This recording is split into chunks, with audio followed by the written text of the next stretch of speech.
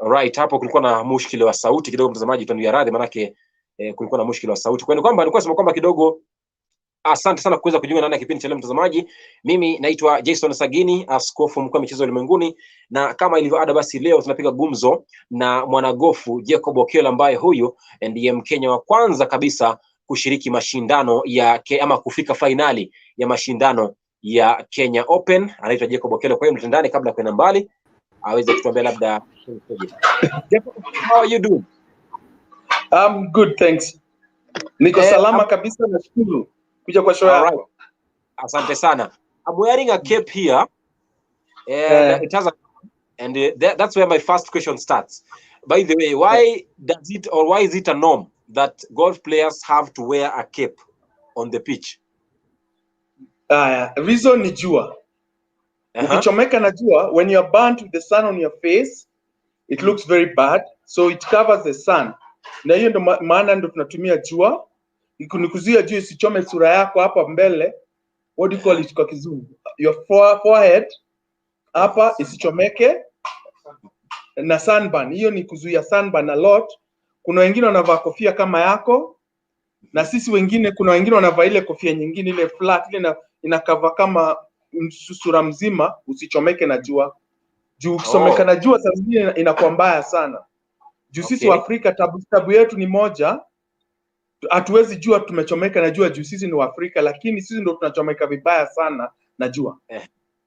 Kweli kabisa mtazamaji, huyo anaitwa Jacob Okello ambaye huyu ndiye Mkenya kipekee kufika finali za Kenya Open.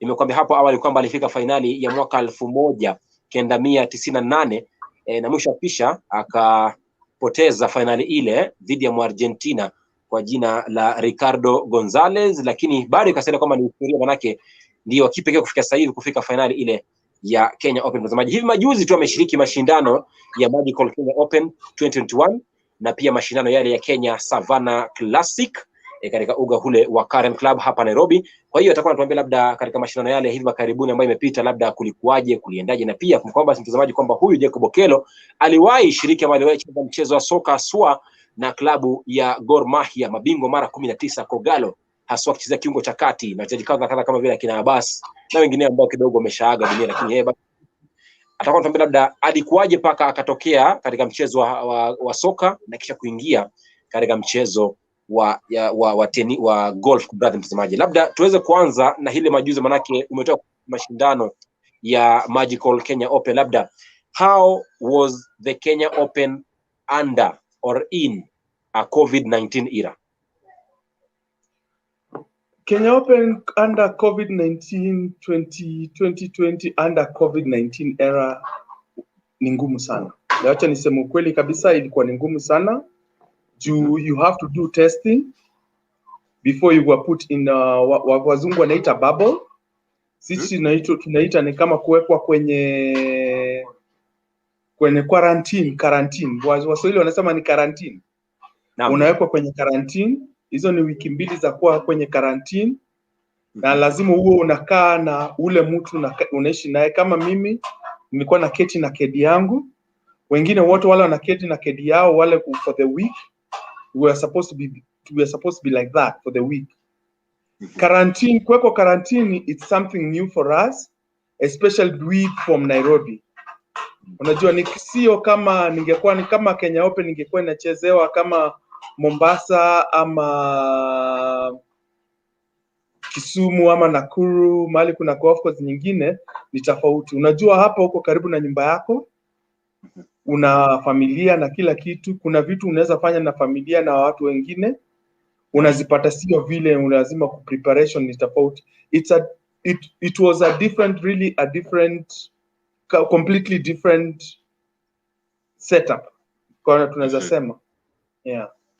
Alright, asante sana kwa hilo mtazamaji. Kama una swali mtazamaji, ama kama una kauli yote ile, basi usisite kunitumia kauli yako ama swali lako kupitia mtandao wa kijamii. Unanipata kwenye Twitter @Jason_Sagini, @Njoroge_Dennis2, hashtag pale inakuwa ni Easter Teas of #WalkWithSagini, alafu pia kwenye comment section hapa chini kwenye Facebook pia unaweza tuma kauli yako ile ama swali lako lile kwa mgeni wetu Jacob Okello, uweze kuniambia labda kama huelewi mchezo wa gofu, basi uliza swali, ndiye huyu bingwa hapa, muulize mchezo huu wa gofu unachezwaje, atakujibu moja kwa moja mubashara. Mtazamaji, ni kwenda katika hili bwana Jacob, kabla ya kupiga share hapa na pale, manake umezungumzia Kenya Open under ama in a new COVID era, labda ukiangalia mashindano yale yaliyopita katika Kenya Open na Kenya Savannah Classic, labda wa Kenya hawakufanya vizuri sana. There was a very Kenyans performed contrary to our expectations. Maybe to your own point as a participant, what do you think that led to the low performance from Kenyans?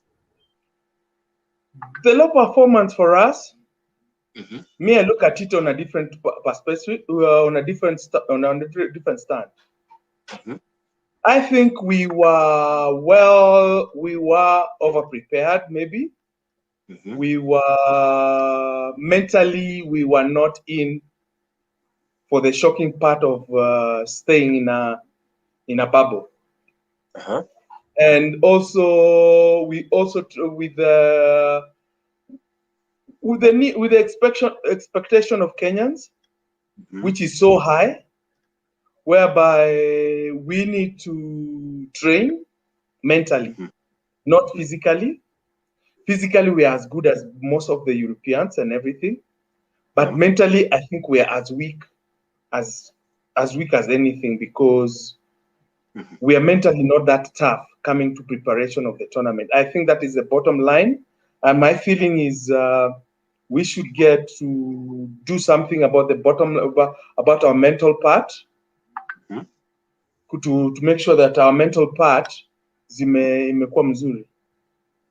That is whereby we can try and make sure that we are good at it. The mental part is the most important part, not physical. Physical, we are better. I think I can tell you, even when there are some, when I was practicing with some Europeans, some of us said you are hitting the balls much better than us, but it's the mental part that is a weakness. All right. So we really want to do the mental part. I think the mental part, and we need to do the mental part like 3 months before, so that somebody knows what to do. And then from there, we can move on to the next level. I think we are better. Physically, we are better. Equipment-wise, let's not talk about the equipment one. Let's work on our mental. You know, run a marathon. To run a marathon, I always say, to run a marathon, mentally, I should be able to run the 42 kilometers in my mind. To win a golf tournament, in my mind, I should be there to be able to win it. In my mind, I've won it. Then from there, when I come to play, it's easy. Ni rahisi sana kama kwa akili. Ukishajua kwa akili nimeshinda. Lakini sasa kama kwa akili nataka kushinda, I really want to win. I really want to play well. Kuna tofauti. I really want to play well, and I'm already a champion. All right. They are two different things. Sindio? Safi. Labda kwa mtu ambaye anajiuliza, labda to be a professional golfer, what does it take? What do you need to have? What qualities do you need to have to be a professional golf player? To be a good golf player, a really good player, at the top level player. You must have been in the national team. Yeah. You must have played to handicap to a plus 2 and below, +2 to +5 to +6, +2 to +5.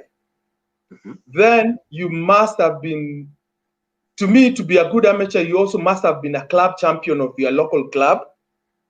Then you must have played in we call it now, kwa Kenya tunaita GOTY events. You must be champion in the GOTY events, being in the champion in the GOTY events. Yeah, that is in Kenya. And apart from that, what we really need to think of also is to try and get our education levels to be a little bit to compromise with our education levels, also to be a little bit compromising, whereby now, if you look at Americans, Today if you ukiangalia America akiintroduciwa, huyo anaitwa, let me tell you, kama Phil Mickelson. Anaitwa Phil Mickelson from University of whatever. Tiger Woods from Stanford University, nini. If you look at a European and a South African bill to introduce, wanasema nini? Is South Africa. Not educational level. Educational level pia matters a lot to stay at the top. Hey. You have your thinking, uko na ile thinking capacity tofauti. Tofauti kabisa. Ni kama saizi mimi na wewe, juu umeniambia okay Jacob tunataka kufanya hii, nimekwambia okay fine, ndaenda nyumbani, nimeingia kwa nyumba, nimeweka laptop tayari, nimefungua, tumeanza login na tunafanya hii. So we must have a level of education to a level that can compromise us to get to the next level of a competition. Safi sana.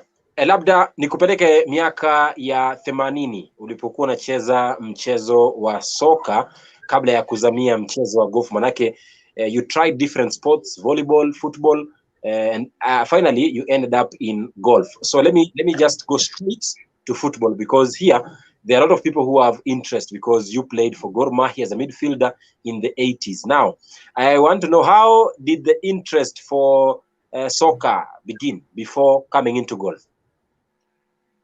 Football because of high school. Kakamega High School was what? Green Commandos. Yes. Were the best team. You know that. Yeah. Yeah? We were the best and we could beat anybody. We could work. Those 80s, early 80s, we could do anything we want with football. It was our darling. And if you're in that, and that was what made us. And then from there, remember there's the Motcom, the Kakamega, Motcom from Kakamega. With which used to beat Gor Mahia in Kakamega every time, before Nzoia came in and everything. Then we had the best players. We had the best players in school. Not even me alone. There are most of the players who never even played after school. They left it and went. Everybody went. Some went to the States. Some went to wherever. Some are somewhere doing work and offices. And you can't even. Then we've never even gone. Some of my colleagues, Sisi Wote, we've never gone to a stadium. Up to now, by the way, let me tell you the truth. What? I've never, let me tell you, I can watch on TV. Even if I meet Gosmule, even Gosmule is my good friend. We talk. The injury, injury is the most important. Injury then was the most difficult thing. Before you go there, before we go to the injury, we are coming there shortly. But before there, I will wish you to recap on some of the few achievements you achieved at Gor Mahia in the 80s, because truly speaking, I wasn't born. We never signed in properly to sign in. Those things you're a schoolboy. You don't see the papers. Those days you could not see the papers. You're being told. Unaambiwa tu wewe hapa. Jina yako inasema wewe. Kama jina yangu ni Shikuku, sasa jina yangu ilikuwa tofauti, ni Jacob Shikuku Okello. Sasa unaona. So ilikuwa Ingwe ama Gor Mahia.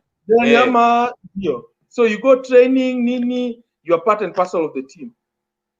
You get injured on the team, it's on your medical. Now there. Those days in the early 80s, you remember when people got injured, it was what? Nilikuwa ni wewe ujitegemee. Yes. Me, I was lucky. My father was there. And I really appreciate my father because my father was there for me. My injury made me make sure. And I was asked, my own father is the one who asked me the question.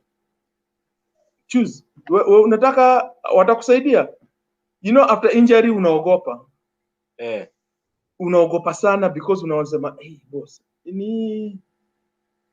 I've gone 6 months without playing. I've got 6 months without niko skuli nini, narudi skuli, nikimaliza skuli, I'm doing my O levels, nikimaliza O levels, then what do I do? Do I continue this, or do I wait for my leg to heal kabisa? Okay. Jacob, as you get older, so unaona hiyo mguu sasa unaanza kusikia now at my age at 50 now, unaanza kuona hizo miguu. Sasa ndio unaona hizo, to me I'm walking straight. To a person who looks at me on the other side say, hey, why are you limping? So that's old time or injury. So unajua, hata in any sport, you very hard to be accepted. All right, Jacob, let me cut you short. Sorry for cutting you short. Can you just recap to us the scenario and how you got that injury and how it affected your football career? Just recap on it and tell us what happened, what went wrong after the injury, what did it affect, and what came up. Do you know, after the injury, what was happening? We were training. I think we were training to play. We were going to play. Is it Zoya or somebody? Some of those teams early. So as you're training, una train, unasikia miguu, alafu muna tackle. You know, it's not that mtu anataka kukuumiza. Ni ile tu bad tackle, unasikia mguu inauma, mguu magoti inaanza kufura, unawekwa nini, inakuwa tuko tunapakwa liliment, alafu unawekwa ice kidogo, iko sawa, wewe usijali, kesho utaona. Ukifika nyumbani mguu imefura, sasa unaona mguu imefura zaidi. So what happens, your mzee anakupeleka hospitali because mzee anasema, hey my son, this is because you can't sleep, unapiga kelele the whole night. So unapiga kelele, unapeleka hospitali, mama anakupiga makofi hapa, anakuuliza ni nini niliumia, nikifanya nini training. Mama anasema niliwaambia wachana na mpira. Hii mpira hakuna kitu cha kulisha. In the early 80s it wasn't like now that you could get to professional and get to the big money. It was people like you have to be, our parents were like you must get educated. Lazima usome kwanza, upate kitu ya kufanya. Juu walikuwa how they believed in ukiwa na makaratasi unaweza fanya kazi lolote. Lakini bila makaratasi ilikuwa huwezi fanya kazi lolote. So that is the reason why after that tulikuwa kwa practice, nikamaliza, tukaenda nyumbani, nikafura mguu, nikapelekwa nini, ikasemekana imetokana, ikawekwa plaster nini, nikakaa miezi 6. Miezi 6, unafikiri ukirudi utakubali tena kucheza na hakuna mtu anakulipa, na mzazi ndiye analipa, na mzazi anakuuliza do you really want this? You don't want this. When your father asks you that question, what do? You don't even sign, because those days you were youngster, when mtoto unaambiwa kuja, you will be here, your papers are here na nini na nini. You don't have an ID. Wewe you are just unapikiwa from the school. Ukianza kuwa na ID, ukianza kuuliza your right, you don't have your right. Yeah? Labda no, ukifika 20, ukifika 21, ukifika 22, you'll be in the team. Are you going to wait for that? Huwezi ongojea. Okay, labda ukiangalia kufikia sasa hivi, labda Mr. Jacob Okello, katika swala hilo la soka na kushughulikia masuala ya wachezaji kiafya swala wanapopata jeraha. Hivi majuzi tu klabu ya Kogalo pia na timu ya taifa ya Harambee Stars ilikuwa katika hali kinzani, mgongano, manake mchezaji mmoja wa timu ya taifa ya Harambee Stars ambaye alikuwa anachezea klabu ya Gor Mahia alipata jeraha akiwa katika timu ya taifa ya Harambee Stars, lakini mwisho wa siku ni kwamba timu zote mbili zikakosa kumshughulikia, zikajitenga na mchezaji yule. Ukizungumzia swala hilo, manake umelizungumzia, manake wewe kama mchezaji mojawapo miaka 80 uliathirika, na sasa hivi bado gonjwa hilo bado lipo katika vilabu vyetu, kwamba mchezaji anapopata jeraha wanajitenga na yule mchezaji. Labda what can you tell the clubs in terms of being or standing with their players at the hour of need? As a player, nikiambiwa saizi, nikiambiwa nirudi niwe miaka 20, my first thing I'll do my own insurance. Tajilipia insurance yangu. Let my insurance take care of me, because the club is not going to give me. The national team, before I start for the national team to play, I have to have my insurance with the Kenya national team. If anything ever happens to me, lazima niwe na insurance yangu, because there's no shortcut. Lazima wakupatie insurance ya kuhakikisha you are covered for the time you are there with the team. Because without that, me, I'm lucky. Let me say, I was lucky. My father could afford. My father could do everything for me. Somebody else could not do that. There are many who their parents could not do that. But now, even that is why, even to the Ministry of Sports, even to the Nick Mwendo, one thing I'll tell him, as long as the players don't have insurance, it's waste of time. Because uko peke yako. Saizi kama mchezaji huyo, I don't know who it is. What depend on the injury vile iko. Kama injury iko kwa magoti, iko most likely ni kwa ankle yake ama magoti, most likely. That one I have just for me nafikiria ni magoti ama ni ankle yake, si ndio? Na hiyo Yes. it's a matter of 6 months. 6 months without an earning. You see, if your insurance is covered, unajua utakuwa na hiyo pesa unalipwa na insurance when you are recovering. So utakuwa familia yako itakuwa na shida mingi. Yeah? That is what we need to do. All right. Labda nipitie jumbe kabla ya kwenda mbali. Naona kuna wengi ambao tayari washajiunga nasi kupitia Facebook na YouTube live. Niweke wawili watatu hewani kabla ya kwenda mbali. Paulo Mwanaspoti unasema kwamba niko in, tambua mimi ama nizime umeme. Usikate simu, usizime umeme. Paulo Mwanaspoti, nimekuweka hewani. Furahia maisha, furahia kipindi. Najua Easter unataka kutulia. Asante sana Paulo Mwanaspoti. Kavevi Wambua unasema kwamba how ready are we as a country to win the Kenya Open? Ilishaisha, kwa hiyo ameshazungumzia kwamba Wakenya tulikosa tu kujiandaa psychologically, kwamba tulikosa kujiandaa vizuri kimawazo. Bado Kavevi Wambua anauliza kwamba how soon can this happen? Alright, sawa sawa. Junior Mwendo anasema kwamba anafuatilia kipindi, asante sana. Na kuona pia Oruko Abdul Razak anasema kwamba hiyo ni kweli, asante sana wote ambao mnajiunga nasi kupitia Facebook live na YouTube live na pale mtandaoni Twitter na hapa kwenye comment section. Hili ni gumzo la gofu na mchezaji ambaye amerembeshwa sana na mchezaji ambaye kidogo amekuwa na mafanikio mazuri na makubwa kuliko wenzake katika mchezo huu wa gofu, Jacob Okello kutoka klabu ya Golf Park iliyo kule Ngong. Labda nizungumzie hili katika masala ni kubwa kabisa katika mchezo wa gofu. Bwana Jacob, mwaka 1992 na 93 ulishiriki mashindano kama chipukizi na ukaweza kushinda mashindano kadha ya Kenya Open, na pia mwaka uliofuata 1998 ukafika fainali ile ya Kenya Open na ukawa nafasi ya pili baada ya kupoteza mikononi mwa Argentina Ricardo Gonzalez. Labda katika miaka hiyo kama chipukizi, labda niambie how was it topping twice in 1992 and 19 ikwaje wakati huo? Okay, in 1992 I was an amateur. Yes. Kama chipukizi amateur. When I played the first Kenya Open as an amateur, I won the Kenya Open as an amateur, the best amateur in 94. 94, yes, 94 ndio hiyo. Alafu ndio 98 nikaturn professional 96.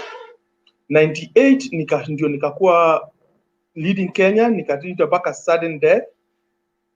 98 ndio nikakuwa I lost it on playoff. But the question how did I prepare myself, ndio? Ama Yes. how vile nilifanya. The difference is how to prepare myself was mentally I believed I could see me doing it. Because as an amateur, nikiwa amateur nilishinda Kenya Open. So to me it was not something new, was try to win. To me it was something very, very new. It wasn't new. It was something that I could do. I could do it because I had done it, and I was the leading amateur, and I finished among the top 10. Top 10 in the professional category.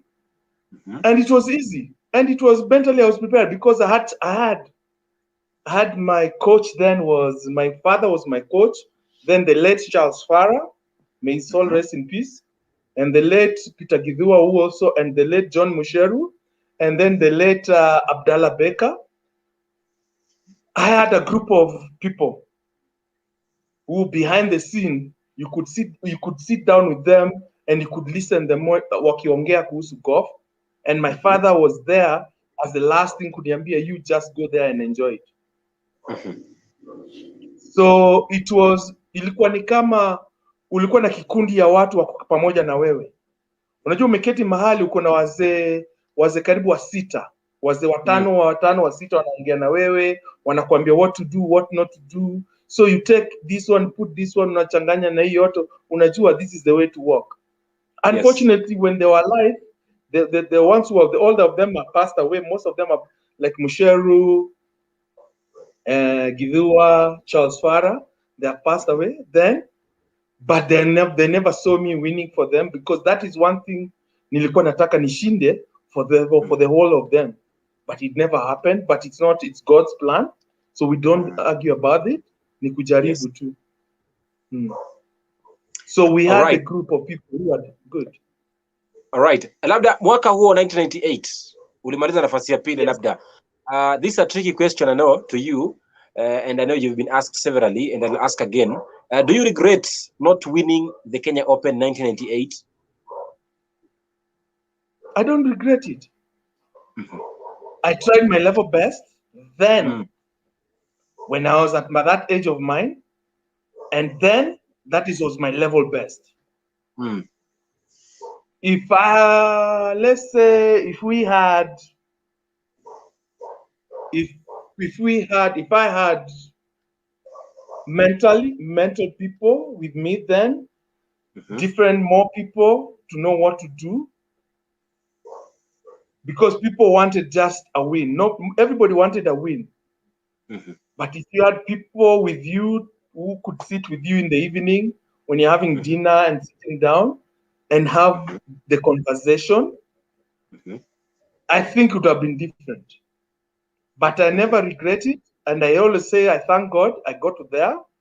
It's keep on trying, and maybe in the next 2 to 3 years I can win the Kenya Open, because as long as it's being played in Kenya, and the equipment now, the clubs are much better than then. So the hitting balls, kupiga distance ya mipira is the same. The distance ya kupiga. Yes, yeah? I was coming there, but I wanted to ask you maybe, since 1998 until now, that's around 12 years. And in 12 years, I know so much has changed. 12 or 22? 22 years. 22. So much has changed. 2022. 2022, yes. 22 years, so much has changed. Maybe in terms of the game in 1998 and now, 2021, how do you see things? I know there's a big change. What has changed? The equipment have changed. The equipment have changed a lot. You see, I'm still hitting the same distance I would hit in 1998. So the shaft have changed. The heads, the club heads have changed. The shaft have changed. The ball has changed. The ball goes a little bit further at the moment. The ball goes about 20 to 30% further than 1998. Let's say 30%, 30 to 40% than 1998. The technology on equipment also, the machines now, the golf course, but because our golf courses are still the traditional golf, we call them the traditional golf courses with small greens. Anybody from overseas says the golf courses have got very small greens. Yes. Vis-a-vis hizo zao ziko na greens kubwa zaidi. Na then the fairways are wider. Our fairways are narrower, ziko ndogo ndogo kidogo. And then our grass is Kikuyu grass, ile ni nzito. Ikiwa ni mzito, ndio tuna bahati tumecheza for a long time wakati umekauka. Tukiweza cheza nyakati kama mvua inaweza kuja, inaweza nyesha nyakati, tunaweza cheza nyakati mvua imenyesha. I think itakuwa advantage to all of us as Kenyans. And and what? And what can be happen is it's ours. It's upon us, because the nyasi itakuwa ni ngumu zaidi. What about in terms of professionally? In terms nyasi itakuwa ni mzito. Professionally itakuwa nyasi itakuwa ngumu, ni mzito. How about the change in terms of professional gaming? That is in terms of management, in terms of running, and in terms of also getting players and getting on course for everything. How are things done from 1998 and now? The things have to be done. We need to do things differently. I believe in doing things very differently in Kenya. We need to start doing it. Okay, I need to know You know, somebody, let's say, maybe you, Sagini, today, wewe si mtu wa gym, lakini unaweza kimbia. Sindio? Yes. I'll give an example now. Maybe I need to go to the gym. I do weights, then I run for another 5 kilometers every day for 3 times. So I need to run maybe 20 kilometers. I need to do 9 holes every day. I need to dieting. I need to have proper equipment. Yeah. So nikipata hizo vitu zote, then I'll be very, very, I think I can compete with anybody overseas. Now the question is, Sisi, what do we need as professionals today? Sindio? The most important thing, what we need as C professionals. First and foremost, we need to have mindset. Our mindset yetu ibadilike. It's not about the money. It's about playing that shot you are playing at the moment. Unajua kama sasa nikosema I want to play the shot from point A to point B. This point A to point B, I need to hit it within 2 feet. If I can do that 18 times, 36 times in a golf course, I should do it 36 times. Then I do it 72 times. Sindio? If I do it consistently for 72 times, let me say I do it consistently for 72 times and I reduce my mistakes. I have to learn to reduce my mistakes so that my mistakes will be less when I'm playing and I make many birdies. So then it means that I can make many birdies and I've got many mistakes. All right. If you look at the history, if you look at our players, you look at our scores like about 2 years. Is it 2 years? 2 years ago when Indiza made is it 2 3 years ago? Wakati Indiza made the cut. If you look at his scorecards on 72 holes, which we play, like in Kenya Open 72 holes, if you look at how many birdies he made, kuna ile birdies, now how many birdies he made, you look at it, he made like in 72 holes, he made like about 26 birdies. Then how many drop shot bogeys he made? Yeah. So that is 26 under. He should have played 26 under par. And if you look at how many bogeys he made, out of that, he made 24 bogeys. 22 bogeys in a span of 4 days. So we need to learn to reduce that bogeys, your mistakes, your bad shots over par. So that if I can make, you see, which means we have the talent to make 26 birdies. We have the talent to make even 20 birdies. But we also have the talent, because we haven't learned it, we have the talent to make sure that we can less the mistakes. So if I make 20 birdies in 72 holes and I less and I make 5 mistakes in 70, that's 15 under par. That is good enough. All right. Asante sana kwa hilo bwana Jacob Okello. Ni pitio hilo tu kabla ya kwenda mbali, mtazamaji, kwenye Facebook comment section nasemaje? Naona kuna mmoja hapa, Edinson Rosie yuko na kipindi, na kuona pia Eddie Kasandi unaweza kwamba anasema kwamba which is the best weather for the golf competition for championship. Atakuja hapo baadaye kidogo baada ya kumaliza awamu hii nyingine kabla ya kujibu maswali ya mashabiki. Kwa hiyo nitakuwa nakuja hapo Eddie Kasandi pamoja na Edinson Rosie, maana na nyote mna maswali kadha wa kadha. Labda Mr. Jacob Okello, you got several achievements at hand, one being the only Kenyan to reach a final and also the most decorated golfer in the European Tour, and you've topped you've been in the top 5 twice, that is in 2006 and 2007, and you also won the Kenya Open as an amateur in 1993. Now, how do all these achievements motivate you moving forward into other mega tournaments? Like now, at my age, first of all, I want to try and qualify for the seniors, because seniors are 50 and above. So I want to try and qualify for the senior events. which are 50 years and above, to wonder what happens. To motivate me, I always look at it, I really, really want a Kenyan. Really, really. I don't know where we're picking up. Yuko Mkenya yuko ule anaweza shinda. But we need to have him to have the discipline and the urge. Then I always believe in one thing. Sponsors will come. Motivators are here. We have motivators by every event. Kama like this year, we have a very good Vision 2030. We had Vision 2030. We had Magical Kenya. We had Johnny Walker, who all came in to help us out because of our accommodation and everything. That is just for the week, for the 2 weeks. But we want a long term. Do you know, I want somebody to come in and say, okay, fine, Sagini or Jacob, I'll give you 3 years, 5 years.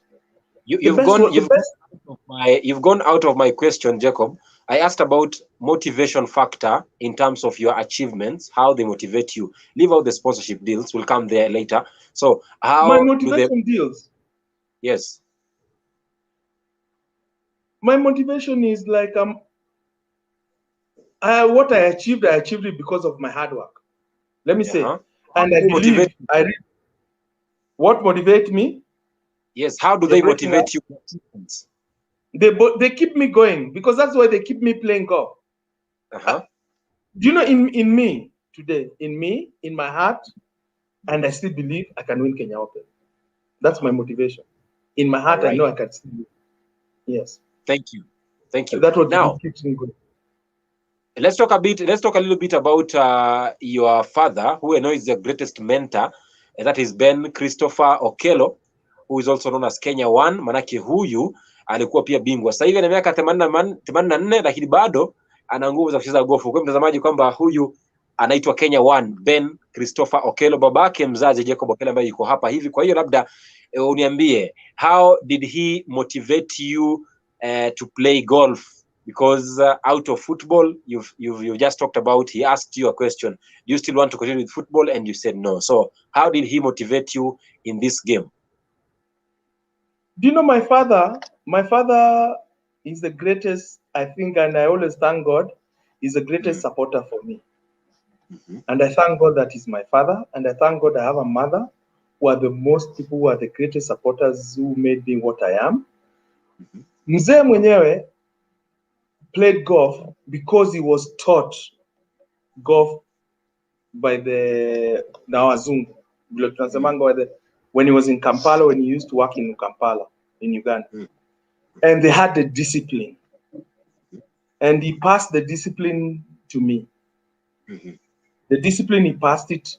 He had the discipline, they knew what to do. They were not, unajua kama ni leo, unajua walikuwa na, it's programmed. Walikuwa na ile program. And it's a program, he had to do it.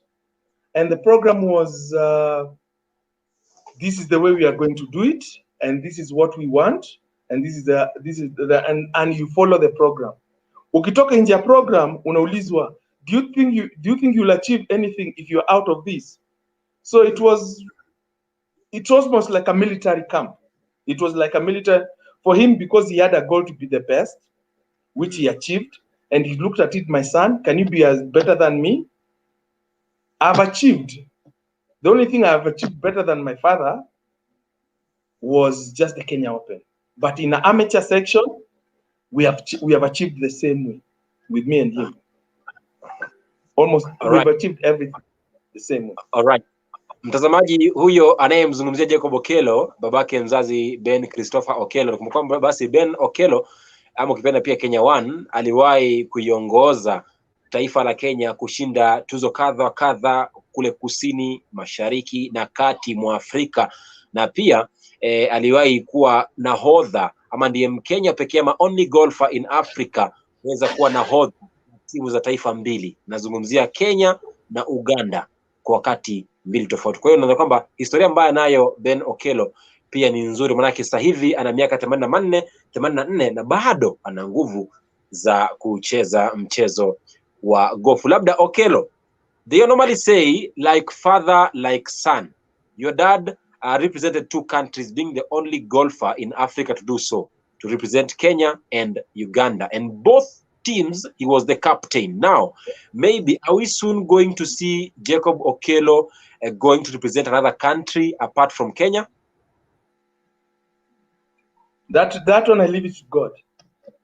That I leave it to God to decide for me. I believe if I'm going to train, I'm not going to lead another country, maybe to go and coach the country. Yes, I'll do that. If they pay, normally it's financial and everything else. If it's better, you go in for that because you need to survive. Yeah? If they give you a better offer to train their national team, yes, that one I'll do. That one I don't know. You see, Nashida. Lakini my heart is here because I'm a Kenyan. Yes. And I still believe if I sit down today, I still believe that a Kenyan in the next 5 years, if we start now, if we get a good 15-year-old and if we get a few 15-year-olds and a few 18-year-olds who are good enough, and we put them and start training them, we'll be there. All right. Sasa niingie katika section ile ya changamoto. And I know one of the major challenges that are facing golfers, or that is in the golf sporting action, is being a left-handed golfer. Probably you are the only left-handed golfer in the country. Now, what is the challenge of being a left-handed golfer? A left-handed golfer? Yes. The equipment.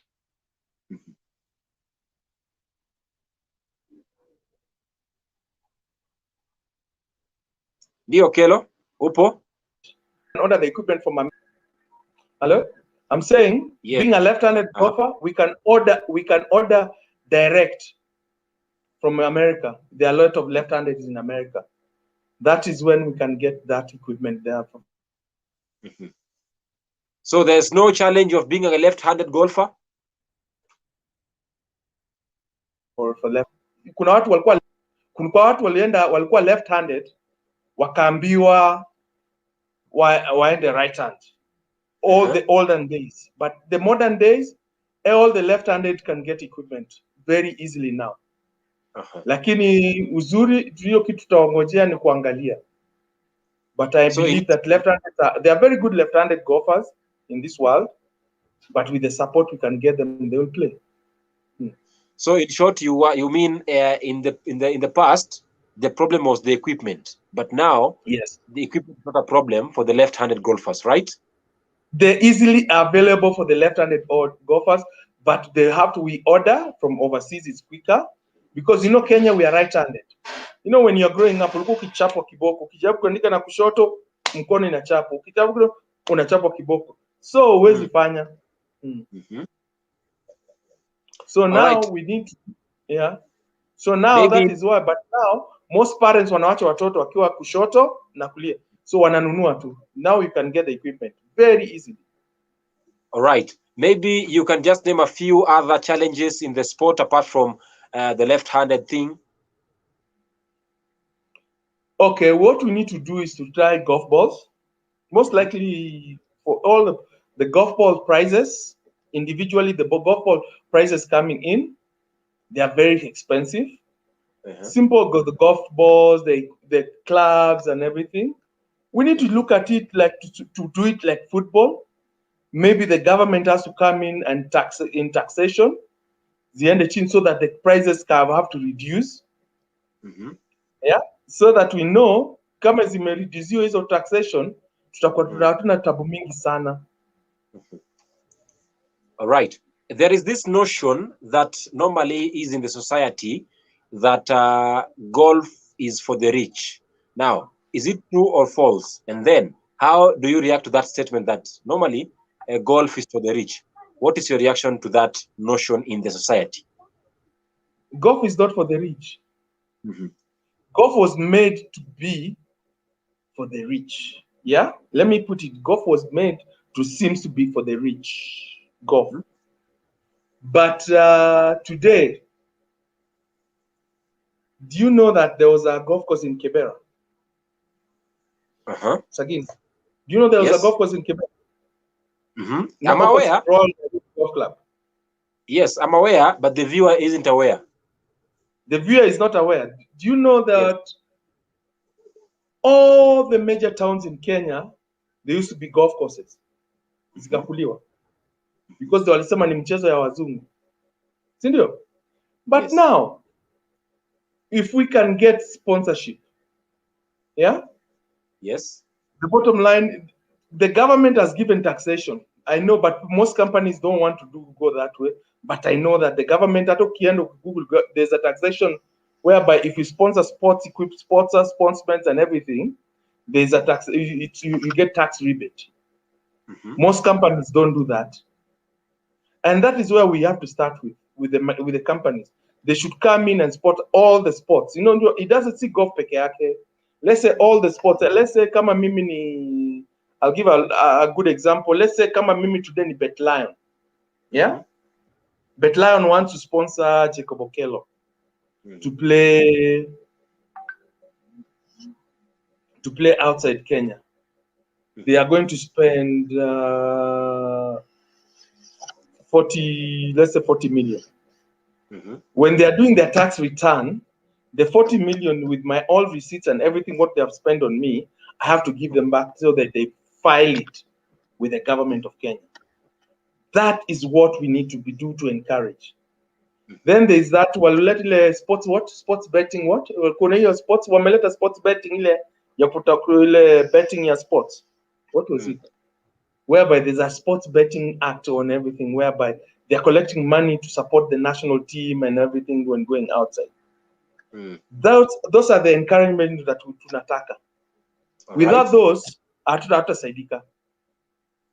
Safi sana. Kabla ya kuzamia maswali ya mashabiki, mgeni wangu, nataka tuende haraka upesi manake naona kidogo mashabiki nao upande wa pili pia nao hawatulii, wana maswali chungu nzima, akina Eddie Kasande, akina Paulo Mwanaspoti na akina Waweru na Edinson Rozi. Kwa hiyo nitakuwa nakuja hapo muda sio mrefu. Kwa hiyo manake tunasalia we are only remaining with 10 minutes to go before we wind up the show. But before that, I would want to understand maybe recently in the Kenya Open and the Kenya Savannah Classic, you participated or you competed against your own students. I'm talking the likes of Eric Oko and David Wahu and Tony Omuli, who are your students at Golf Park Course. How does it feel competing against your own students? How was it?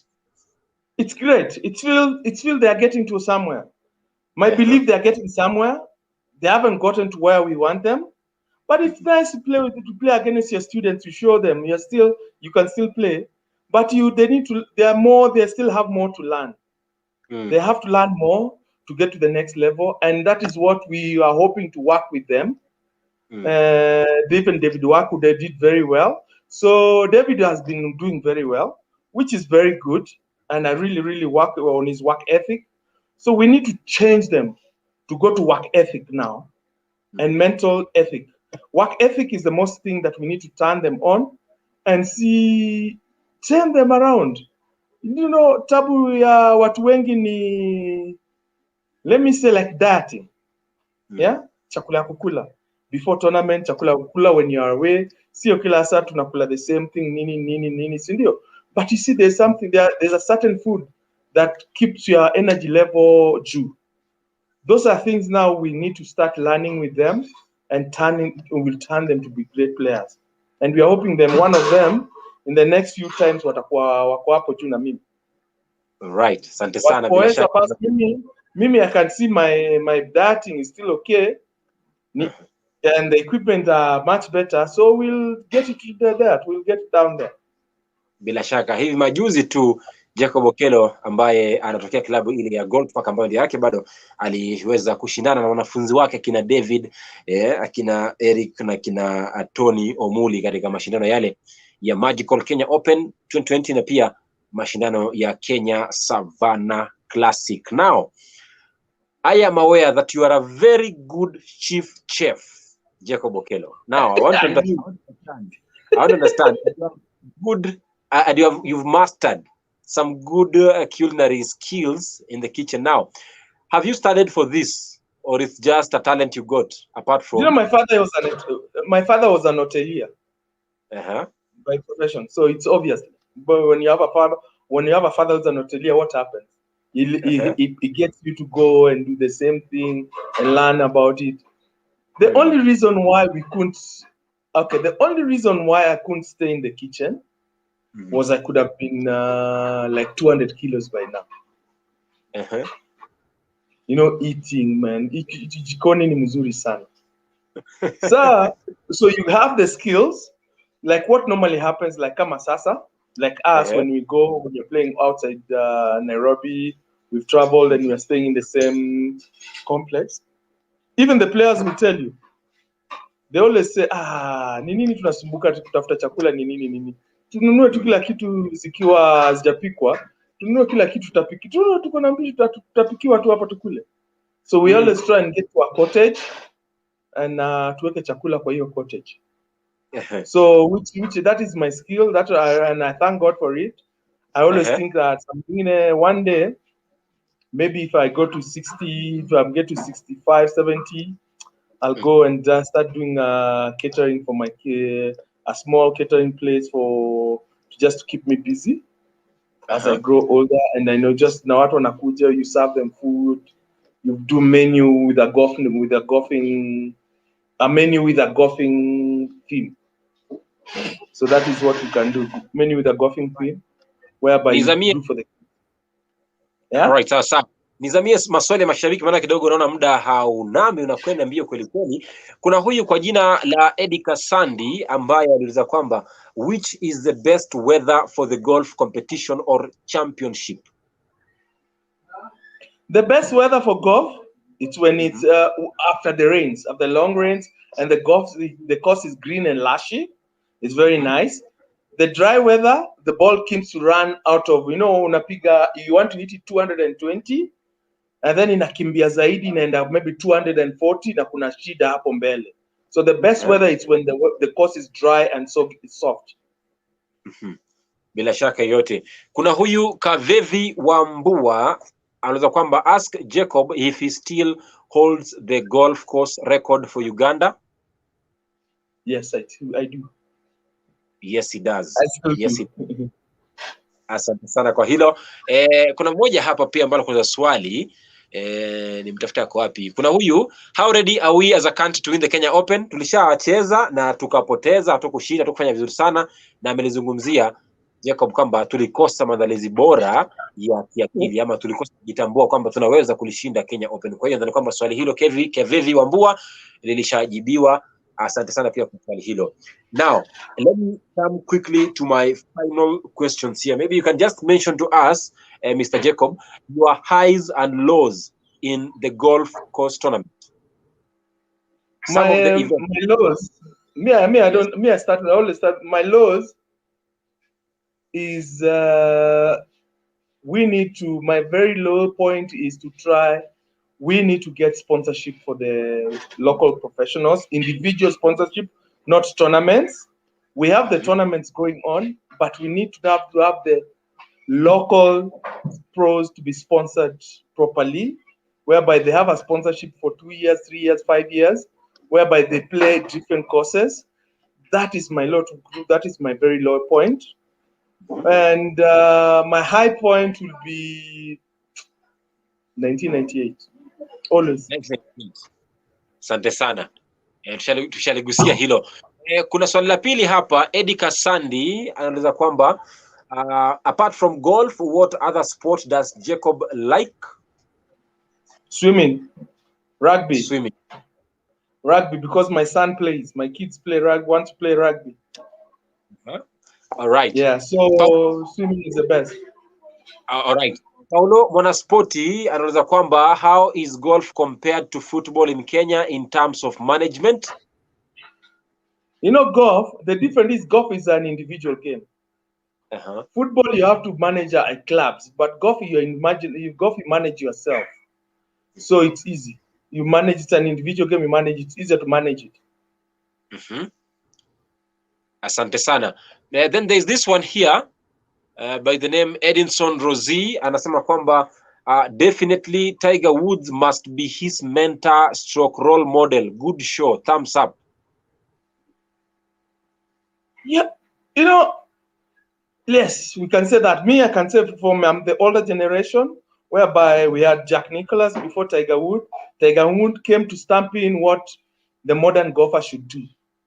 That is the best thing that happened to golf. It stamped in them what the modern golfer should do. So is he right that Tiger Woods must be your... Very right. Yes. Very right. Because of the modern golf, yeah. Tiger Woods took the golf to the next level. Okay. Asante sana kwa hilo.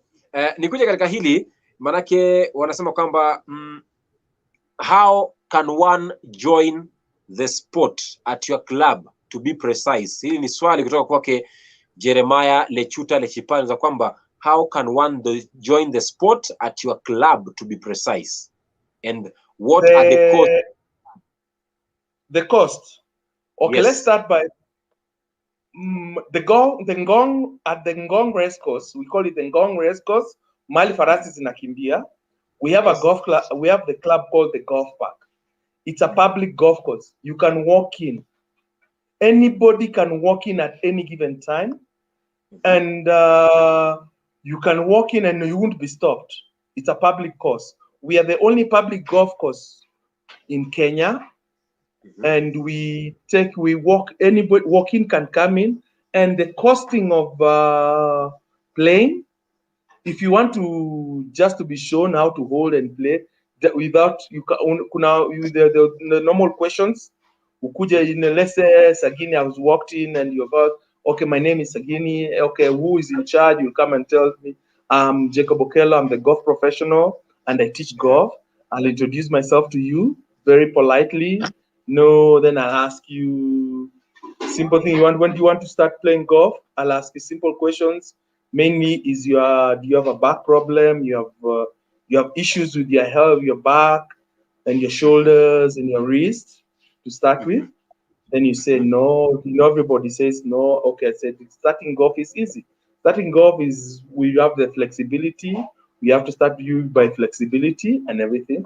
Now, then from there, we have done all those with the intro with you. Then from there, we move you to, now for a lesson, for half an hour is 1,500 shillings. And when you're never 1,500 shillings. I always prefer to tell people to come in as a group, 3 or 4. It's cheaper when you do a group lesson. It becomes cheaper. It comes in for, if you're a group of 4, it will charge you for an hour. For an hour and a half, it will be 4,500.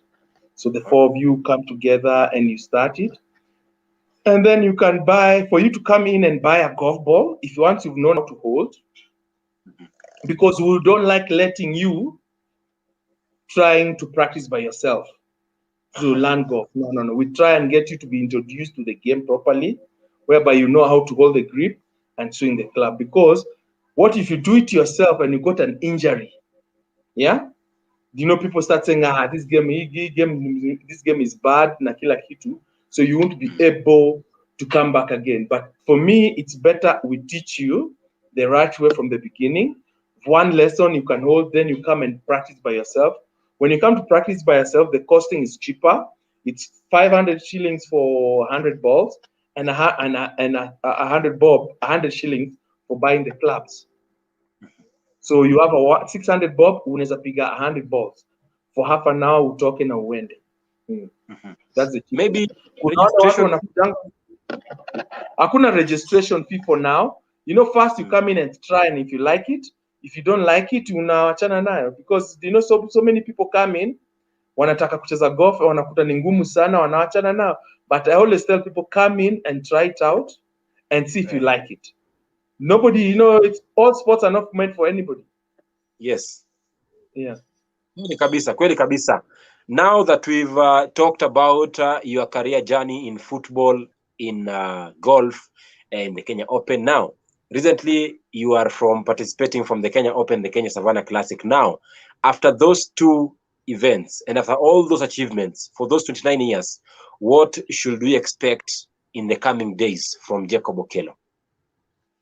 Okay, after the lockdown, we don't know how lockdown will take. It will take a month, maybe.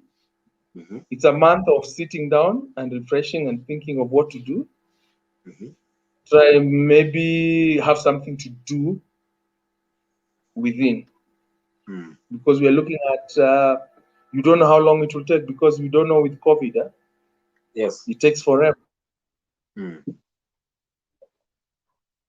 So nobody knows how long it will take. Nobody knows what is going to happen for us. So what we need to do is to hope that the country will be opened. And I think what the president did was the right thing, to block everything, to try and block movement, so that whoever, like for him, he's looking at, I always say, for him, the way he looked at it, he's looking at it within the people. Whoever has COVID, within 2 weeks to a month, if you don't move around, it disappears. Then he can open the country for all of us. Whoever don't want to listen, which is the problem with we Kenyans, tutarudi pale pale, and it will be worse. You know what? My immunity level, your immunity level, and somebody else's immunity level, they're all different. You see, me maybe nilikuwa nayo na nikasurvive, si ndio? Good example, me I can give here, nilikuwa nayo nikasurvive, si ndio? Yes. Wewe unaweza pata na usiso survive, si ndio? When it gets closer to you, that is when you realize that this thing is bad. So if my bottom line ni kuambia watu ni, let's sit down, let's listen, let's follow up, let's all stay indoors for 2 weeks, and let's just keep on exercising and see what happens. Because to me, it's the only way out. That sounds like a very good.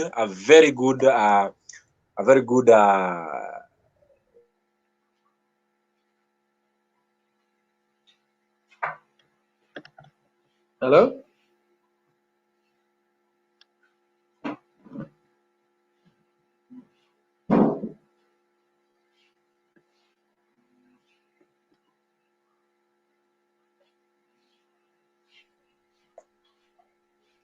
Alright, asante sana Jacob Okello kwa muda wako na kwa kutenga muda kuzungumza nasi, kutujuza mengi katika safari yako ya mchezo wa gofu. I wish you all of the best luck in the near future in all competitions coming. Kila laheri katika safari ya hii ya gofu, na nakutakia kwamba angalau wakati mmoja Kenya iweze kutua taji la Kenya. Asante People sana. like you, your programs, this is what matters. This is what matters for everybody, and people should understand. We need to grow it from the press side as we go up. Yes, because it's people like you that make us to be more popular. People will come and understand where we come from, and we can make sure that everything works very well. Thank you, and thank you to you and your team also. Really appreciate to be part and parcel of you, and I hope that nashukuru sana na Mungu akubariki.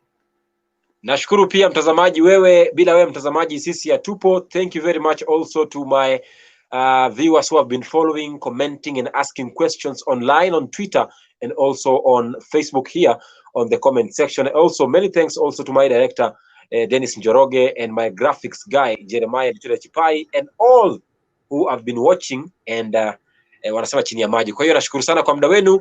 I wish you all of the best and all of happy Easter, a good Friday and a happy weekend. Football is back. Tomorrow we'll be still on the pitch. There is no sporting action in Kenya, but we can still follow the same in the European era and the European grounds. Thanks a lot once again. Have a good night and let's meet again next Friday. Thank you.